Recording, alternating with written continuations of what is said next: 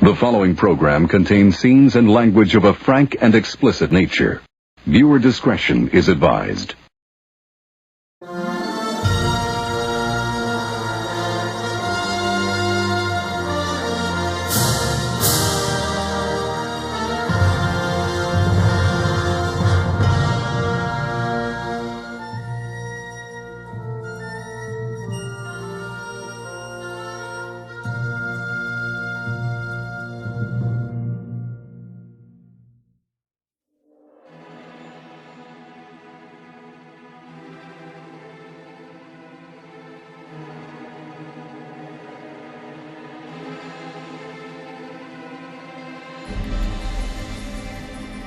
I suspect that some of you are going to be surprised at the subject of this telecast.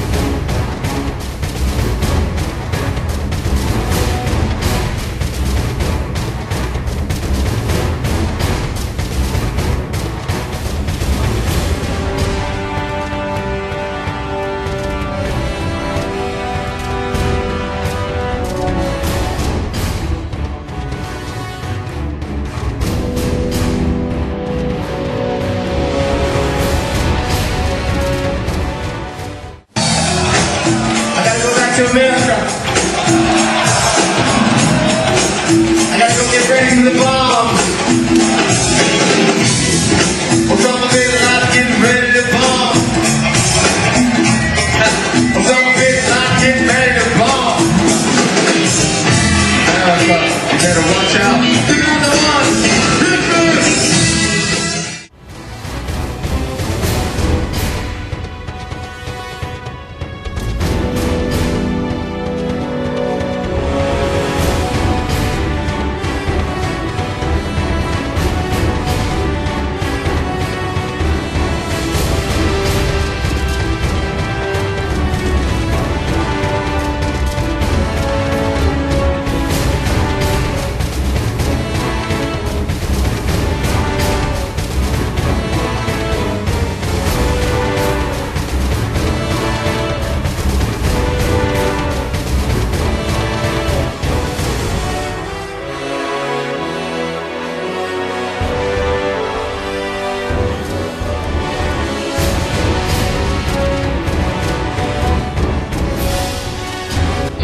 Ray, what do you want to do tonight? The same thing we do every night, Pinky. Try to take over the world.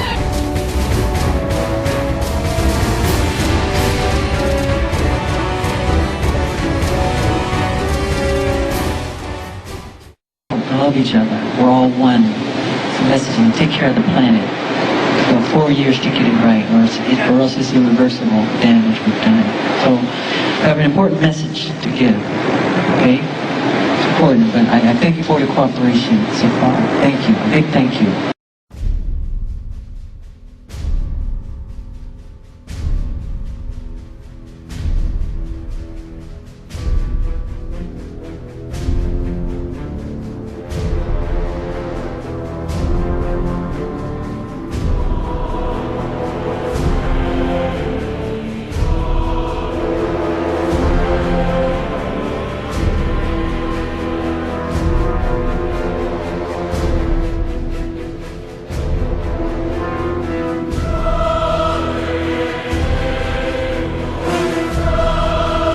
The President's classified this information top secret.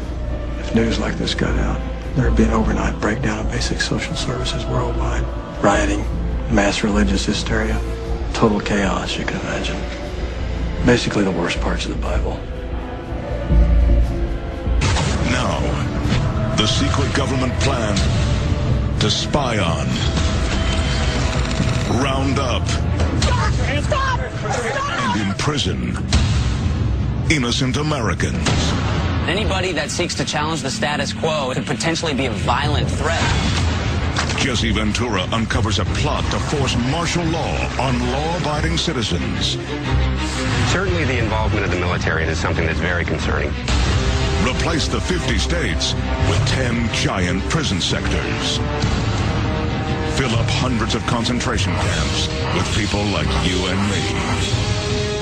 They call them residential centers. Residential centers with fences? Because they're designed to hold whole families. And pull the trigger with a disease pandemic. There's this massive preparation, literal megadeath. It's not a fantasy. The wheels are in motion. And politicians are passing laws to steal our freedoms and protect the elite. I'm here to talk to you about these FEMA camps. They don't exist. So why was it put into that bill? Before it's too late, Jesse Ventura cuts through the razor wire, storms the prisons, and blasts open the American concentration camp conspiracy. Men with guns will soon be on their way. Words will always retain their power.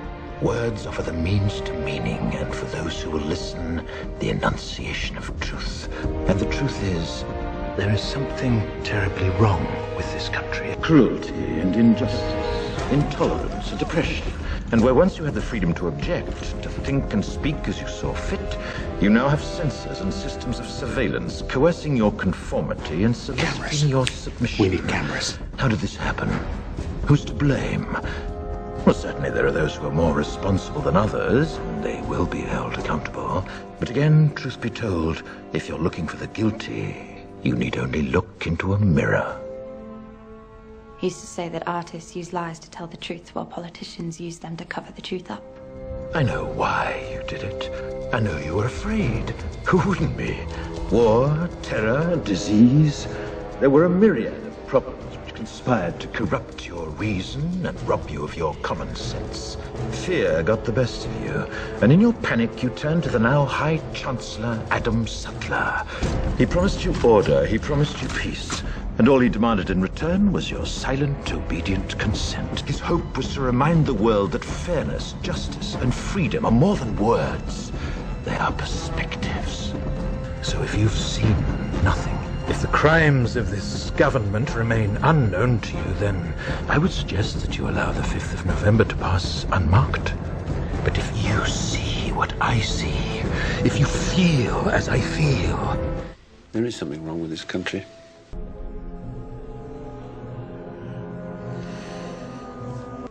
He used to say that artists use lies to tell the truth while politicians use them to cover the truth up. The question I have to ask is, what if the worst, the most horrifying biological attack in this country's history was not the work of religious extremists? These coincidences, and I have to ask, what if that isn't what happened? What if someone else unleashed that virus? What if someone else killed all those people? Would you really want to know who it was? Even if it was someone working for this government? That's my question. If our own government was responsible for the deaths of almost 100,000 people, would you really want to know? Have you never wanted to do anything that was dangerous?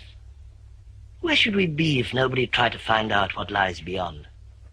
You never wanted to look beyond the clouds and the stars, or to know what causes the trees to bud, and what changes the darkness into light. But if you talk like that, people call you crazy. Well, if I could discover just one of these things, what eternity is, for example, I wouldn't care if they did think I was crazy. And we are not wrong. We are not wrong in what we are doing. If we are wrong, the Supreme Court of this nation is wrong. If we are wrong, the Constitution of the United States is wrong. If we are wrong, God Almighty is wrong. If we are wrong, Jesus of Nazareth was merely